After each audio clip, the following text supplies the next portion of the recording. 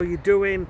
Right, we did a picture update of this lawn a few weeks ago. I thought I'd give you a little video footage so you can see what it looks like.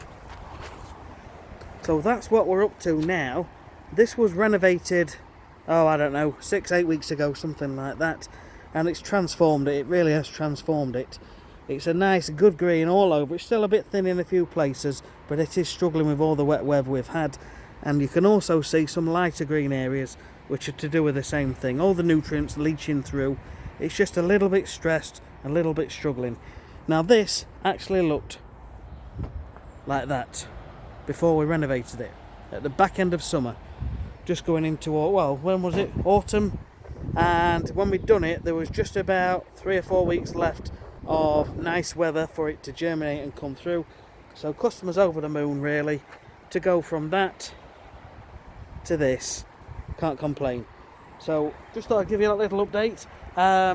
Basically it's just a case of we killed everything off because it had got some violets and speedwell and God knows what in there. We left it a few weeks and then we came back and we did the usual renovation, which is scarifying, aerating, overseeding and top dressing. And it's easy to do once you've done it a few times. I'm not saying it's easy when you've never done it before. But if you follow the steps, it will work and it comes through just fine. The problems are when people cut corners, when they don't scarify enough and they don't put enough seed down, and they don't cover the seed properly with the compost or the top dressing or the topsoil. And the other problem that we get is when people don't water it enough. It's got to be kept nice and damp for several weeks after it's been done. So they're all the basics. Now it's easy enough to do.